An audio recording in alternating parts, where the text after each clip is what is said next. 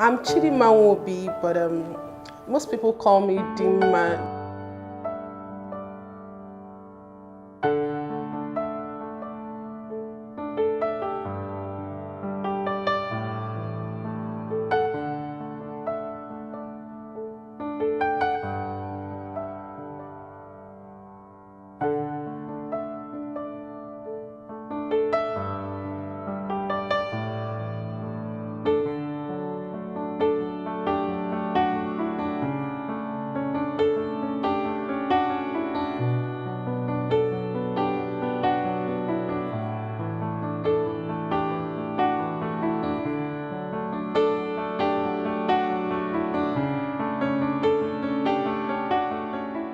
My story has been a mixture of a lot of things have happened in the past 40 years, but I'm just going to share with you how I was able to overcome low self-esteem that was due to poor body confidence. As a child, this poor body image gave me a lot of concerns. In fact, it brought more tears to my eyes than a lot of people imagined. Imagine when you're in the company of your family and someone comes to ask, is this one your sister? And then they go, yes. Oh, she looks different from you people. She doesn't look like you. Then it sounded like a joke, but it wasn't a joke to me. And I remember then was when this popular cartoon was on. Yeah, Sporty of Super Ted. So my siblings would be like, Sporty, you look like Sporty in the movie, and we'll all laugh. But they didn't know that it was causing, it was like daggers thrown at me at that time. And it didn't just end that way, it continued to school. When I just left secondary school, I met this amazing young guy who was also in a process of self-discovery. Those were the days when I was shy, when people looked at my legs, when I thought, oh, they were looking to say, how can somebody be this sporty? How can somebody be this? But this young guy encouraged me. He made me understand that I was much than I thought. And then began a relationship that changed the rest of my life. And that person is no other person but my husband, my sweetheart, the most favorite person for me on the planet Earth. Those days when I was still on a journey of discovering myself, he held my hands, he was patient, and he helped me all through that journey.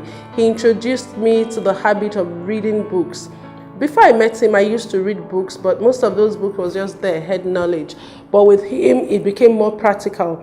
With him, he taught me how to read, not just to read books, but to practicalize what I read. And so he held my hands and I began to rediscover myself. I began to know that I was beautiful inside and outside. I began to know that I had what the world needed. I began to know that I was a gift to humanity. And then I began to live my dream. And today, I am a more confident person. Not just because I believed in myself, but because I had someone who believed in me much more than I did. There were opportunities I could have taken, but I didn't take. Not because I didn't have the capabilities to do them, but because I felt I wasn't worth doing them, just because I looked different. The memories just goes down, and I remember then in the boarding house, some seniors will call you, and then when you're in the line, they want to give like a punishment to say, you go scrub the toilet and all that. And I'll be like, I don't do such like that because I have a sensitive skin. Then I'll be like, please, carry down your crocodile and go and stay one side. It was a joke, but it wasn't a joke to me. So that also dealt serious blows to my self-confidence. And further, in order to hide this crocodile body from others, I cultivated the habit of wearing trousers. I'll wear long sleeve shirts to cover my hands, trousers, even in the hot sun. I remember those days when I was about to enter university and I was in Kwara State Polytechnic doing my IJMB program. People didn't understand why I would wear long sleeve in the hot sun, but it was all just because I felt I was different and needed to hide the blemishes that were on my skin. Those years were hard, but now I'm a more confident person because of the steps I took.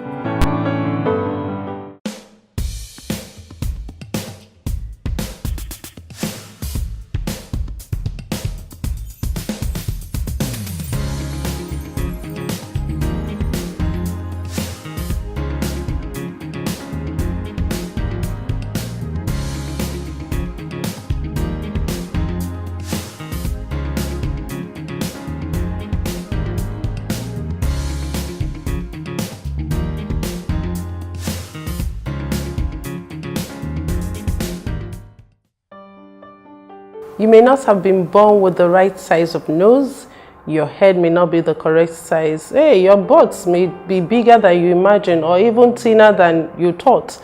But that is just a part of you. That is not all there is about you. So focus on your strengths. Don't get yourself weighed down thinking of the imperfections you call imperfections. Focus on your strength and be a blessing to humanity. Something else you should do is that imagine that the world is a stage and we are all actors. Don't allow anyone be your script writer. Write your script yourself. Play your role yourself. It doesn't matter what life may have thrown you. Decide to take charge of your life and be your own script writer. I did that. I removed my focus from the spots on my leg and put my focus on the strengths that Chidima is. And today, I'm enjoying life. I'm living life to the fullest. And hey, those spots are there, but I don't notice them anymore. And guess what? When you stop focusing on it, everyone else changes focus with you. Thirdly, I would advise that you change your associations. If you want to become something, move with the people who are already there, people who are focused like you. A man once said that you are the average of the top 5 people in your life. So who are your friends? Who are the top 5 people you dine to? Those ones may help to keep your focus on the real goal. Nobody can make you happy without your permission. Nothing can make you happy except you generate the happiness from within you.